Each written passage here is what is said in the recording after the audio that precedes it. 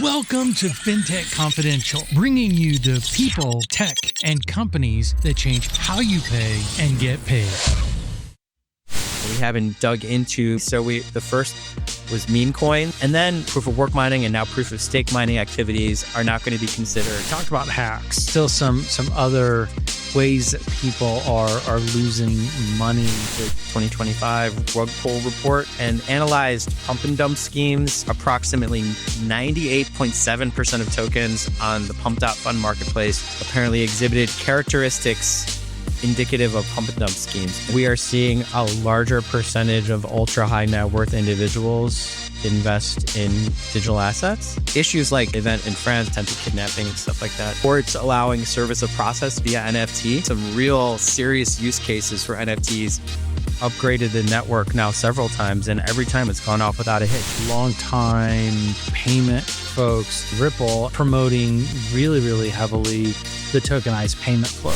On first glance, don't appear to be related, but when you really is probably affecting each other. Last year, the DOJ brought charges against these two brothers, and just recently, in this month of May, those charges were dropped. ETF inflows hit the $3.3 billion number. The total crypto assets under management reached $136 billion. Bitcoin pushed well above $111,000. You're building a fintech product. You want to offer digital assets, but wallets, that's the hard part. Security, compliance, key orchestration, blockchain integration. That's why fintechs, payment platforms, and custodians choose Dfns. They provide wallets as a service that's API first, multi-chain by design, and secured with MPC. No single point of failure. So you can launch across over 50 blockchains, automate policy controls, and stay audit ready without managing private keys. Stripe's Bridge powers crypto payments through Dfns. MoonPay scales wallets securely with Dfns. Sphere grew without compromising on control or compliance. Even major FIs like Fidelity, ABN AMRO, as well as custodians like Zodia and Tungsten trust Dfns to power their on-chain infrastructure. Developer ready, compliance approved, production grade from day one. If you're building in payments, exchanges, OTC desks, market makers, or DeFi, Dfns wallets work the way you need them to. Request your demo at fintechconfidential.com/DFNS.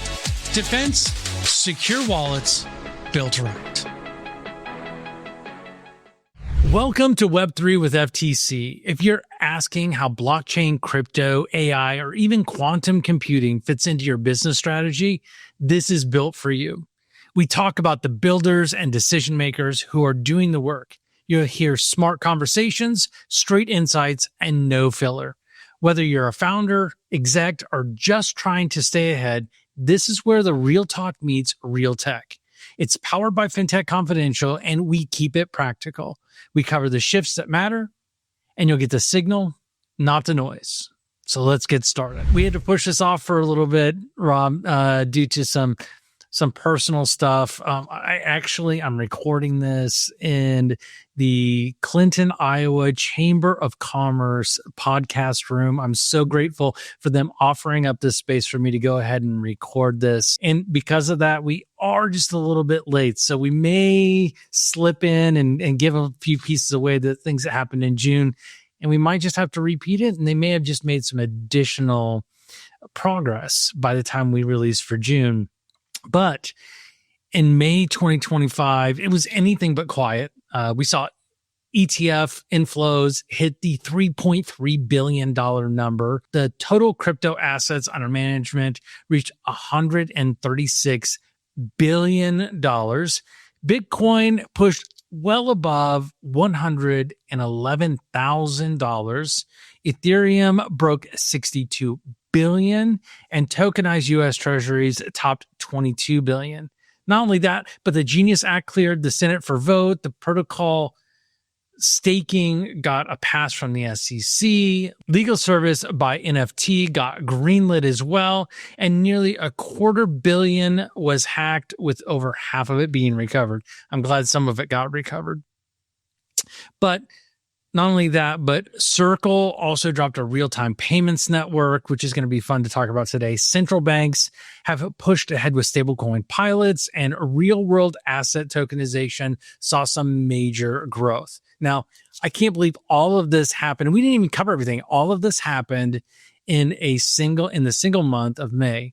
And if you folks are wondering, I'm your host, Tedd Huff, and I am being joined today by my co-host and confidential informant, Robert Musiala, the co-leader of the Web3 and digital assets team at Baker Hostetler, a leading law firm, and the lead author of the weekly Blockchain Monitor blog.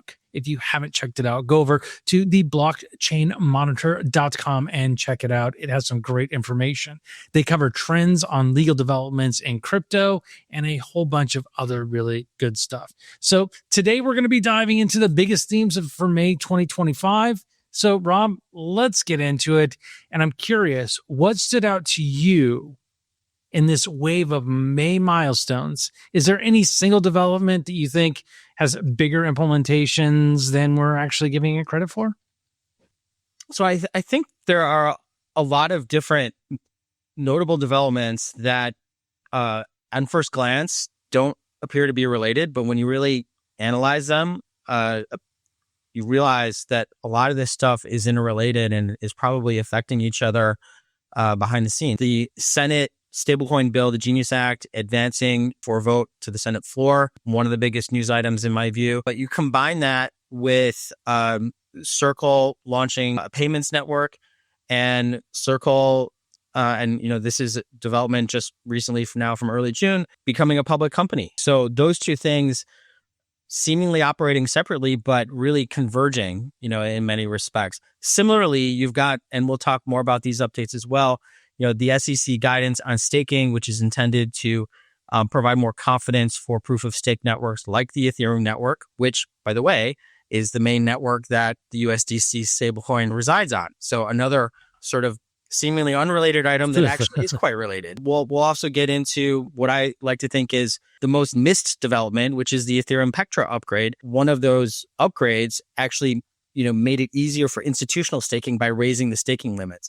So again, one of these updates that maybe a lot of people missed, but that is driving more institutional demand for things like Ethereum ETFs, and then also helping to support the networks that all this stuff relies on. We've gone through these fits and spurts where ETH gets a lot of traction and then it switches over to Bitcoin and then back. And obviously you've got Bitcoin maxis that always stay in the Bitcoin camp a lot, but it's been interesting to watch it kind of flow back and forth. And I attended the Bitcoin 2025 event in Las Vegas last month. It had a lot of energy, but just as much controversy with not only the people who spoke, but what they were speaking about, the people that were attending.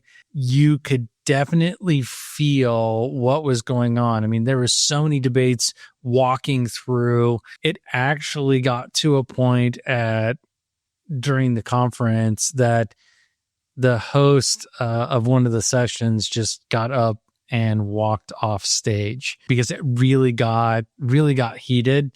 Some of us in the press and media, maybe we amplified a little bit of it, but it was all in good fun. So there was some really good stuff that happened that not only while all that is going on, a bunch of speculation mounted of Hidden Road being acquired by Ripple. And they confirmed that at a $1.25 billion. And, it was really overshadowed by the event because if you take a deeper look into it, it really signals a deeper involvement in the institutional finance and market access. And a lot of the same people that are looking at that were also looking at Circle expanding its role into the real-time payments area. And that is one that I find kind of interesting in and of myself because I guess maybe I look at stable coins as a payment system, a payment rail. I've dug into it a little bit, but it's still, it feels a little counterintuitive for me. This market has grown to the point where it's diverging in multiple directions and is servicing the needs and meeting the needs of a wide variety of both professionals and individuals and businesses, Bitcoin remains in many respects, the preferred cryptocurrency of anti-institutionalist type businesses, companies, individuals. At the same time, and Bitcoin continues to grow both in its market cap and also in its use. At the same time, we see all these advancements with stablecoins that are, I think, more exemplary of institutional adoption, where you've got a new payment rail specifically tied to the US dollar, specifically the subject of pending legislation, and even something that it has been brought to market in an initial public offering, by a major stablecoin provider. And it doesn't get too much more institutionalized than that. So you see the crypto market sort of meeting the needs of both sides, of both parts of this spectrum. And probably, we could probably look at everywhere in between, where this market is growing for a wide variety of users. When you look at all these different pieces and the maturation of the industry, and it seems to be maturing at a record pace right now, how do you see these kinds of situations shaping investor or policymaker responses to what's going on? In the current environment, we've really seen regulators take a nuanced and sort of more free market approach overall. I do think that will continue, but I also think that we will see targeted involvement from U.S. regulators, and we've seen that in the month of May. We'll talk about the staking guidance, I think, from the SEC in just a little bit,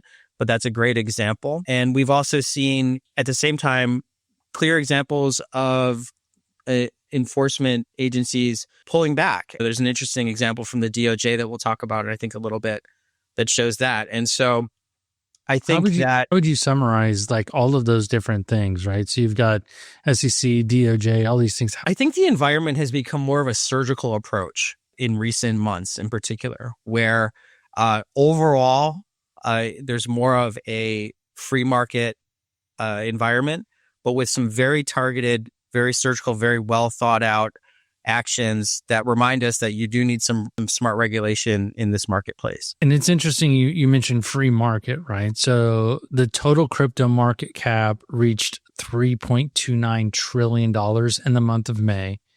I mentioned in the intro that the intraday all-time high during the month of May, and I'm going to read this very specifically, it was $111,970.17 on the 22nd of May. And then on the very last day of May I'm taking this as Eastern Standard Time, or Eastern Daylight Time, I should say, it closed at $104,010.90. Still at close to an all-time high. And then, like you mentioned, we're in the middle of June, and it's been fluttering right around that area. Not a whole lot of variation on it. Not only that, but Ethereum, the TVL, climbed to $62.59 billion. Solana and Cardano led a layer one growth. It's been really interesting with that because they've continued to hit double-digit gains. Of course, I've got to mention a fun meme coin. So Doge held steady at a quarter, which is kind of interesting, especially everything that has been going on. We start to dive in, and as you touched on, is like something you thought was really interesting when we kicked off was the institutional activity. It's representing about 50% of all volume that happened in May.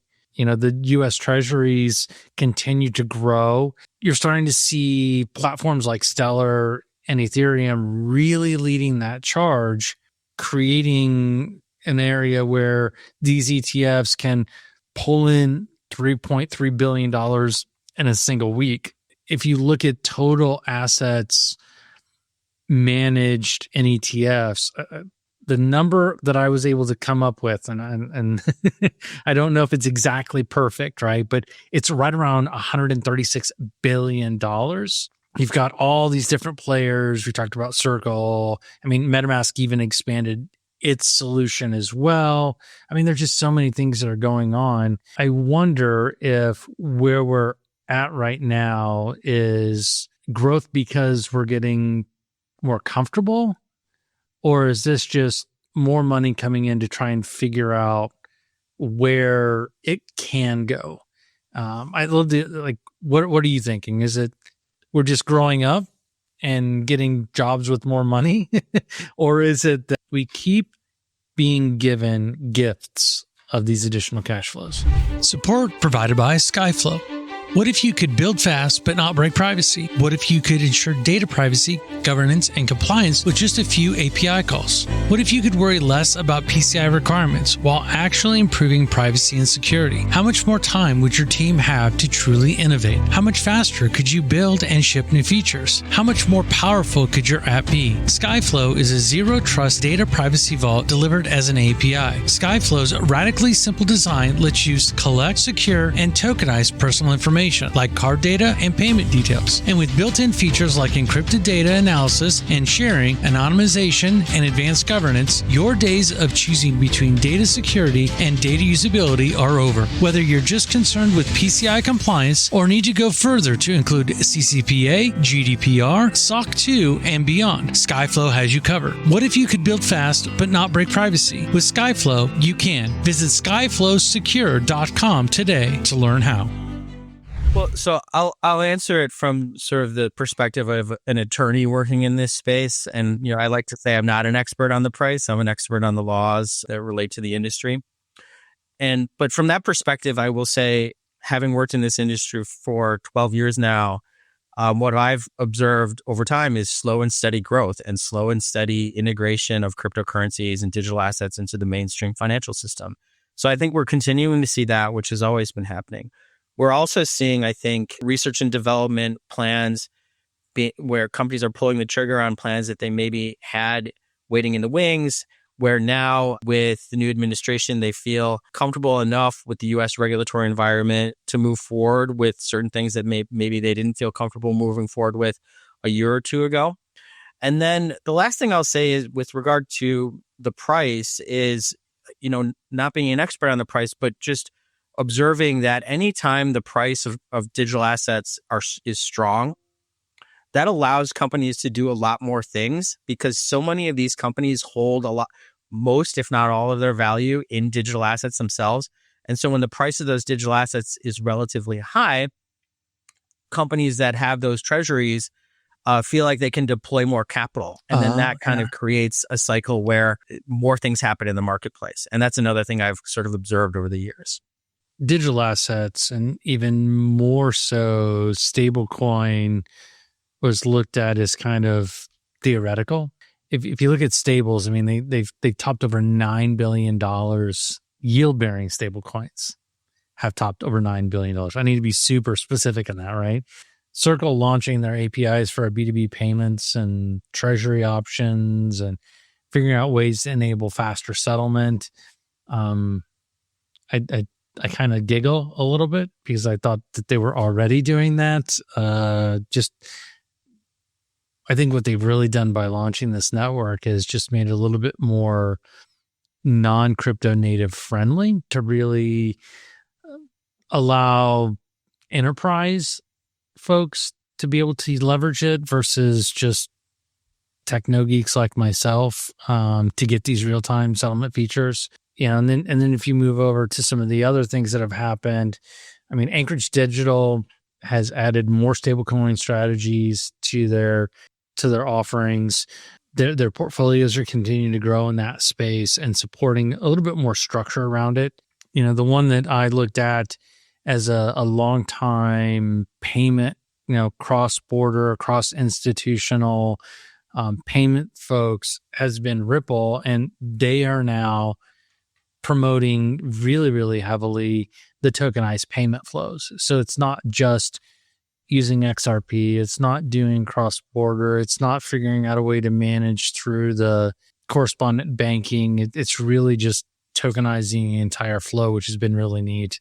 I thought it was interesting also that in May, MetaMask rolled out their native support for Solana, really signaled that they have ambitions about going multi-chain and going well beyond Ethereum, and that's a big piece there. And you mentioned in the opening that there was Ethereum had a new release, right? And there's something special about that. What did you find so special about the Petra release?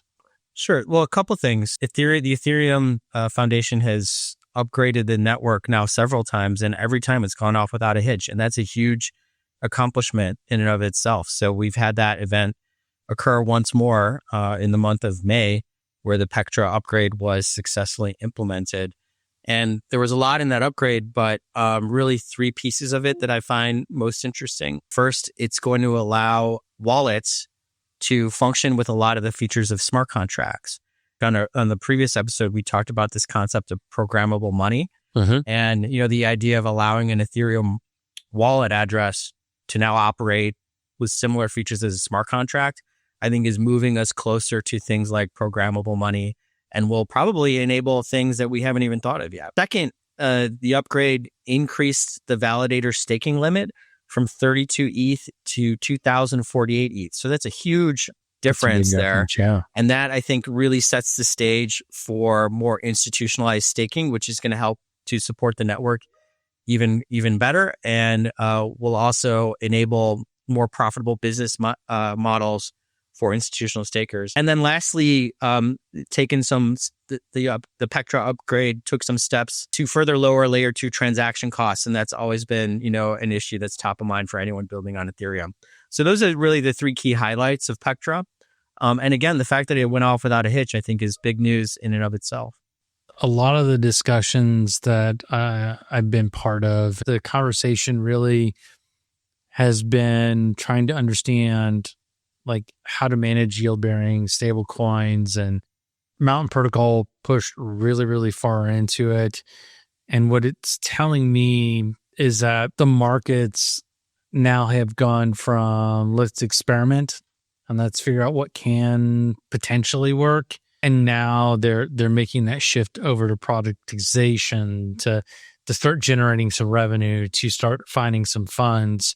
Do you think that this is going to change or adjust the stablecoin movement that's going on globally? And do you think that regulatory perspective is going to continue to be fragmented, or are we going to start to see some convergence across the different places around the globe? Two other jurisdictions that you and I were talking about earlier of interest are Hong Kong and the UK have also taken action on stablecoins, and we can get into that. I think that you'll see this small group of jurisdictions converge around stablecoins, and that's absolutely already been happening. In fact, you could argue it started happening, the European MiCA regulation, which created a framework for stablecoins. To that end, I do see some convergence specifically around stablecoin products. And really what it's doing is it's setting up the requirements for stablecoin reserves and audits and AML controls. Not only that, but the SEC has declared that the protocol staking is not a security. The Clarity Act was also introduced to define asset classes a little bit more clearly. The Department of Justice pulled earlier crypto guidance. You'd mentioned MiCA, and they just finalized phase 2. I think the stablecoin licensing that's happening in Singapore, Hong Kong is really interesting, especially because Thailand has banned any and all unregistered exchanges. So that's another piece where you're starting to see the regulation get a little bit more focused.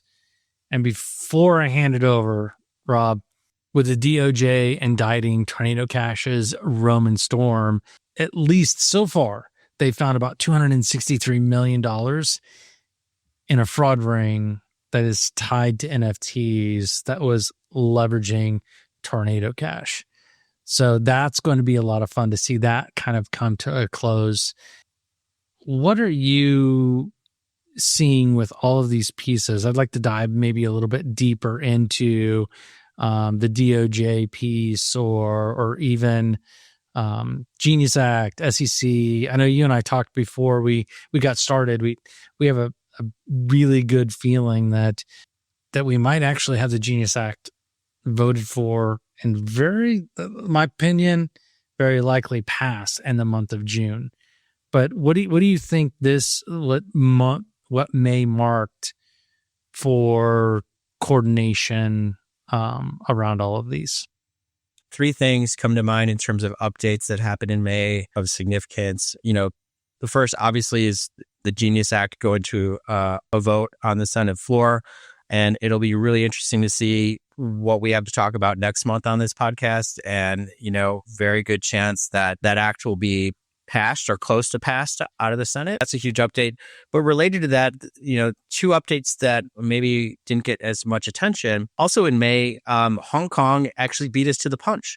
Hong Kong passed their stablecoins bill and created a licensing regime for issuers of fiat-backed stablecoins in Hong Kong. And so they are, hopefully the U.S. will be number 2 in passing stablecoin legislation this year, but Hong Kong is number 1. And as we discussed, the Europeans passed it last year.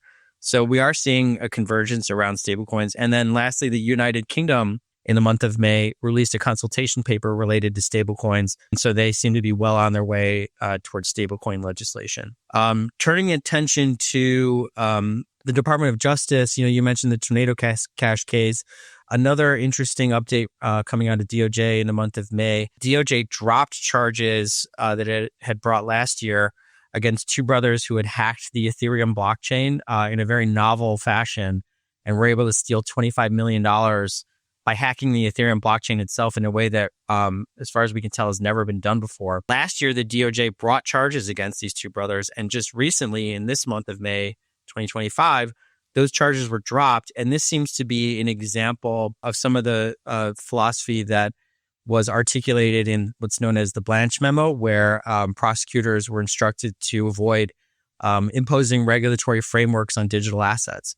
And so, we see an example of that in those charges being dropped. And then lastly, the SEC published its guidance on staking, and happy to get into that, but I think I'll just pause here for a moment to see if you have any reaction or other kind of guidance for the conversation here. I think it was really interesting how the actions by the DOJ that I'd mentioned. I mean, you put a lot of extra details into that. It's interesting to see that we've got some things being more heavily focused on to solve for. We're starting to see where if you haven't spent time in the space, it could be very confusing. They're starting to treat crypto crimes like regular crimes. They're starting to treat digital assets like real assets. They're starting to treat cryptocurrency like fiat currency. It's like it may look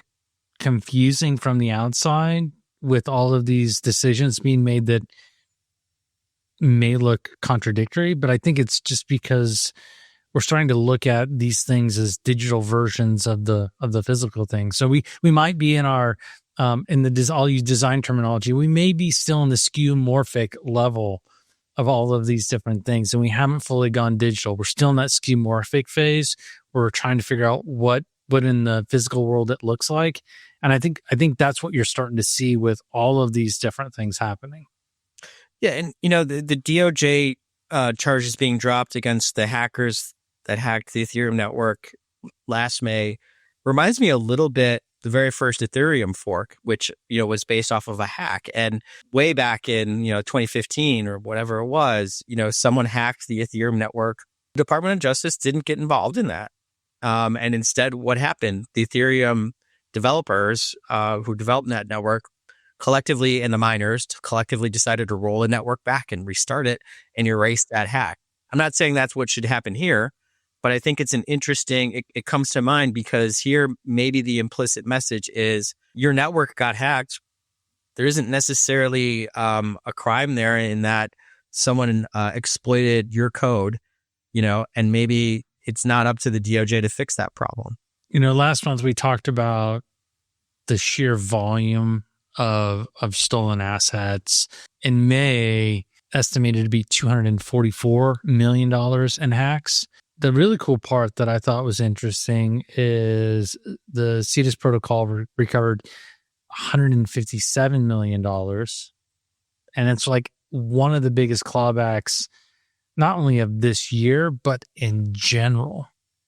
I thought it was really so. And I'm going to go to Bitcoin 2025. At the event, I had friends that were high profile speakers, and because of crypto execs having physical threats and being abducted in some cases, there's a lot of security around that, which we all kind of giggled about, but then we realized, oh crap, this is really serious. France is taking it super serious, and they've rolled out additional protections for physical threats, not just the normal pieces, right? It's like it's almost like a cyberbullying for a crypto execs type thing that has come off of that piece of it. How does that change the way that people who have a large or have a substantial, I shouldn't even call it large, a substantial amount of net worth tied up in crypto, how are you seeing that impact stuff? We are seeing a larger percentage of ultra high net worth individuals invest in digital assets. Serious concerns about some of the issues that you just talked about. And, issues like the event in France, the kidnapping and attempted kidnapping and stuff like that, those are not new. They've absolutely been happening over the years, targeted usually at foreign-based, non-US, ultra-high net worth holders of digital assets. But now that digital assets are becoming more and more of an asset class that more ultra-high net worth individuals are interested in, I think these incidents are occurring a little bit more frequently and hitting the press a little bit more. But I will say, from an attorney's perspective, there's a whole host. I've been advising ultra high net worth holders of digital assets for years now. I've been through several incidents, varying types, and there's a whole playbook of strategies that apply to an ultra high net worth holder of digital assets that folks like you and me we just don't have to think about these things, and they're strategies that are tailored to some of the specific nuances of crypto. And that could be anything from defending against sort of physical security type incidents, to defending against technical type security incidents, to things like legacy and estate type planning issues in terms of like if there's an unfortunate event, and how do you make sure that your crypto is accessible and is able to be passed on appropriately and things like that. So these strategies have been out there for a long time, but I think they are now becoming a little bit, the issue is it becoming a lot more mainstream. Again, there are more ultra high net worth individuals that are now investing. As I think through the legal process, judges in the US, the UK, and the EU have approved using an on-chain legal service, leveraging NFTs. We talked about programmable money in the past. I talk about it quite a bit, but now this opens up workflows for smart contracts on chain that really have nothing as of right now to do with money movement, which I thought was really interesting. There's more to legal things than just tracking and getting things done and having those conversations. For you, when we start looking at leveraging these NFT based legal delivery services, and we'll start there. And I'll because I got a couple other questions I want to ask you, but we'll start there. Hey, Tedd Huff here. Ever thought about how you could streamline your application and underwriting process? Well, let me introduce you to Under. Why keep using the outdated methods of PDFs when you can digitize them effortlessly? All you gotta do is upload the PDF, send it out for digital signature, and voila, you're set for the digital age. Are you curious on how to make that happen? Head over to under.io/FTC and get started for free. It's really that simple. So from a legal geek perspective, I think, this is pretty cool. There was a report earlier this year that was claiming NFTs are dead and, published a lot of statistics about the dwindling NFT market. But, these examples that you pointed out of courts allowing service of process via NFT is a fantastic example of some real serious use cases for NFTs way beyond things like art and digital media. And these are instances where a potential party to a lawsuit, but that party, as an example, maybe hacked digital asset funds from a prospective plaintiff, and that the plaintiff is trying to trace those funds and has traced them maybe to a specific wallet, so they know where their digital assets went, but they don't know who owns that wallet. They don't know who perpetuated the hack. And so if you want to try to bring a court case, you run into this issue of service of process. How do you serve someone in a lawsuit when you don't know who they are or where they are? And interestingly, judges in a couple instances now have approved service of process via NFT, where the plaintiff creates an NFT, and instead of some kind of digital media on the NFT, it's actually service papers as a PDF or otherwise attached to that NFT. And the NFT is sent to the wallet where the stolen funds or disputed funds reside. Oh, that's super cool. And a couple courts now, both in the U.S. and outside the U.S., have approved this as an effective and approved method for serving process on a defendant in a civil lawsuit. And I think that has really great implications for the private civil side of this market, where people want to step up and defend their own rights, and now have a better mechanism to do so in a pseudo-anonymous marketplace. I love that. The pseudo-anonymous. That was a big conversation that we had at almost every conversation at Bitcoin 2025. The anonymity was always super important to everybody, just about everybody that I talked to. Which you can imagine, KYC, AML was seen as not so much fun. Being able to do those things semi-anonymously is really cool. We talked about hacks, but during our pre-prep call, you had mentioned that there's still some other ways that people are losing money in the digital asset space. There was a really interesting report published in May by Solidus Labs, and it was entitled the 2025 Rug Pull Report, and analyzed pump and dump schemes on the Solana blockchain, and found that, according to the report, approximately 98.7% of tokens on the pump.fund marketplace apparently exhibited characteristics indicative of pump and dump schemes. And so that shows that it's an example of how, beyond the threat of hacks, there's still quite a bit of a threat of other illicit activities, including things like pump and dumps, and including on marketplaces that maybe are lower value, or maybe folks aren't paying as much attention to, or maybe don't sort of provide the news shock on an individual level. Sometimes does, but this is an area where collectively 98.7%, that's a high percentage. Do your own research has almost become a mantra for so many things. This is one of those places where you have to do it. You have to look at it. I was talking to friends and family, and everybody's like, "Oh, well, I don't get why there are so many coins and so many of this and so many of that." And yeah, we've got Bitcoin, we've got other coins, we've got altcoins, we've got meme coins. We've got shit coins. We've got coins coming out everywhere, right? And you just have to look at, why are you buying it? And does it have a history of doing what you're wanting it to do for buying? That is not meant to be advice. That is meant to be a perspective that I have for myself. So as always, do your own research, because I'm not here to give any sort of financial or investment advice. But with that being said, Robinhood went ahead and acquired Wondery because they needed some help in Canada. And I think that was a big one. I think also that Presearch launched their decentralized web indexing engine, or the XSGD, to expand stablecoins on the XRP ledger. A lot of NFTs volume. I still remember.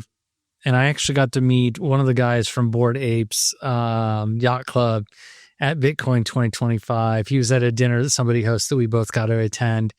And we were kind of talking about how much the NFT trading volumes, like how it was from boom to bust. And it was really interesting as I was doing the research for this, that it is down 93%. 93% from the all-time highs. And so that's been a really, really big thing that I found, that these are some notable mentions that I figured I would throw in based on some of the conversations that I had. A small startup based in Dubai, not in the United States, called Mesh, that announced an integration with a major payments app provider, global payments app provider, where they were going to help allow that payments app to accept payment in a variety of different cryptocurrencies, and then also allow the merchant on the other end to receive payment in either the same crypto or a different crypto or fiat. And so it's, that was a really interesting example to me, the need for new tech integrations and solutions that are targeted at giving both the consumer and the merchant the choice between crypto and fiat, and then also on the crypto side, the choice between different types of digital assets, from stablecoins to more obscure coins. I thought that was a really notable item. It's been really interesting, with my advisory practice, the idea of leveraging digital assets and stablecoin. And I know I'm separating like crypto, stablecoins, the ability to leverage NFTs as a means to track and do automation. All of these things are conversations that are continuing to come up, and I'm starting to see a lot of traction around that. Looking back at May, I mean, there were so many major moves on regulation, payments, the market structure. I'm looking forward to us getting more regulatory clarity here in the US, and maybe catching up a little bit to the licensing frameworks that Asia and the EU have put in place.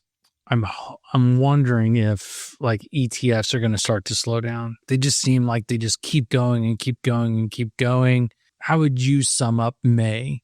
I think May was a continuation of what we've seen all year, which is combinations of new regulatory developments combined with businesses becoming more and more interested in integration activities that behind the scenes make digital assets easier for people to use, and also interested in things like acquisitions and other kind of big ticket moves, deploying plans that they probably had for quite a while and find that this is the right time to move forward with them.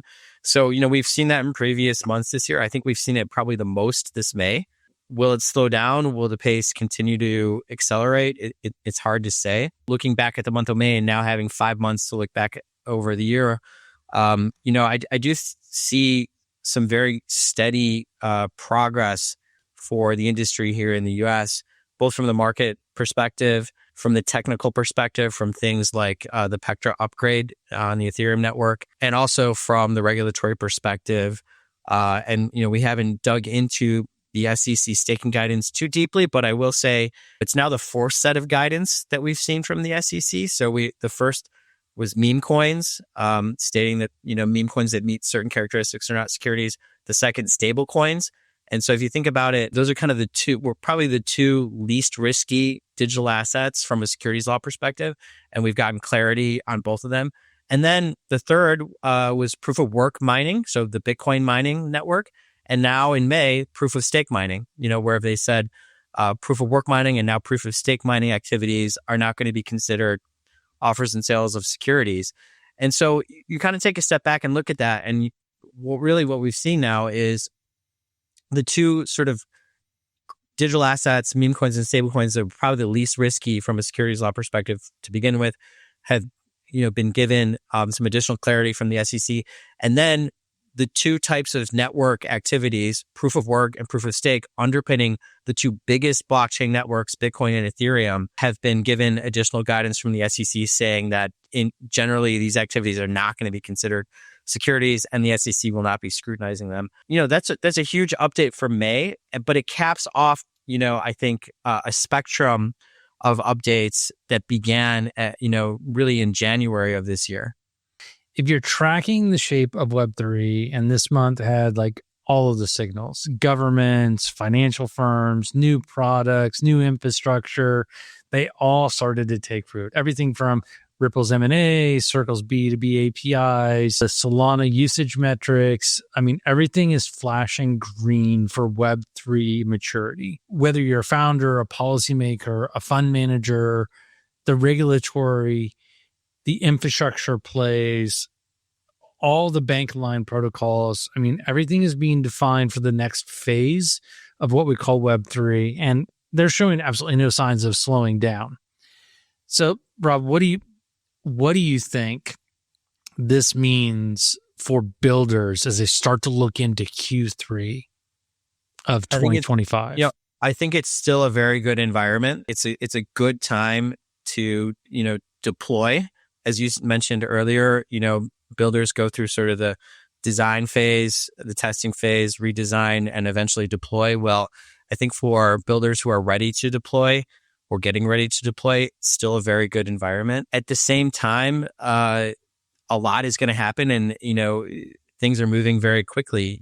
We'll probably see more developments on the stablecoin and SEC front that we'll have to talk about next month, and it's going to look, hopefully in the positive direction. But no matter what, it's going to look very different and significantly different than this month.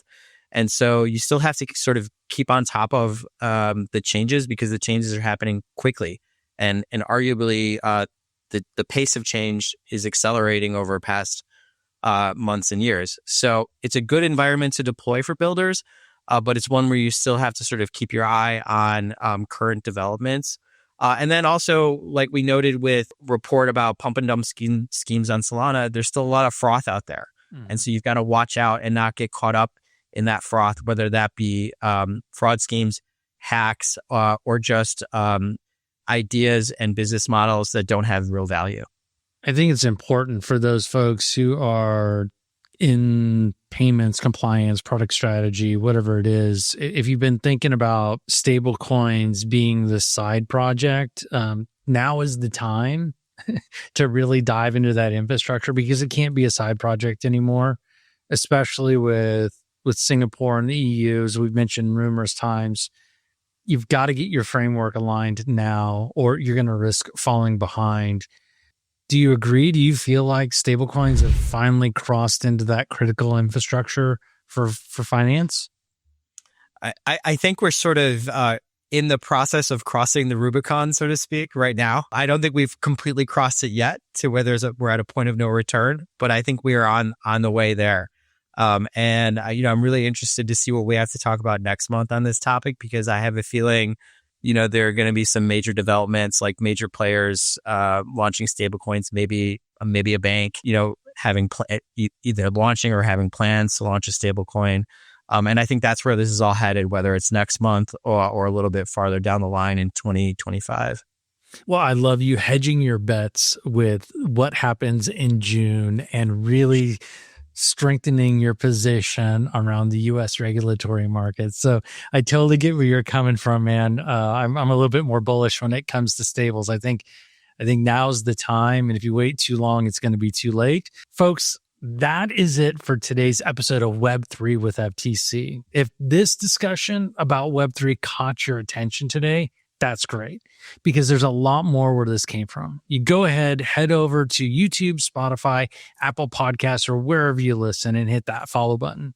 And if you want to stay plugged into everything that we're working and doing over here, tracking, go ahead and head over to fintechconfidential.com and sign up. That's where we drop all the deep dives as well as the future episodes. You'll be able to learn a lot more there, and be sure to share this with someone who's serious about where fintech is going. And if you haven't already, head over to the blockchainmonitor.com and sign up to see what Rob puts out every single week. And as always, keep moving forward. As we wrap up today's episode, I've got one last thing for you. If you're in the trenches fighting fraud and financial crime, you know it's a complex battlefield. That's where Hawk's AI tools for real-time payment screening, AML, transaction monitoring, and dynamic customer risk rating come into play. These aren't just buzzwords, they're game changers designed to make your compliance more effective and less of a headache. Imagine slashing through false positives with precision and giving your compliance strategy the edge it needs. Head on over to gethawkai.com to sign up for a demo and discover how their platform can revolutionize how you fight fraud and financial crime. This has been a production of DD3 Media, with all rights reserved. This is provided for informational purposes only. It is not offered or intended to be used as legal, tax, investment, financial, or other advice. We strive to provide accurate and up-to-date information, but will not be responsible for any missing facts or inaccurate information. You comply and understand that you should use any of this information at your own risk. Cryptocurrencies are highly volatile financial assets, so research and make your own financial decisions.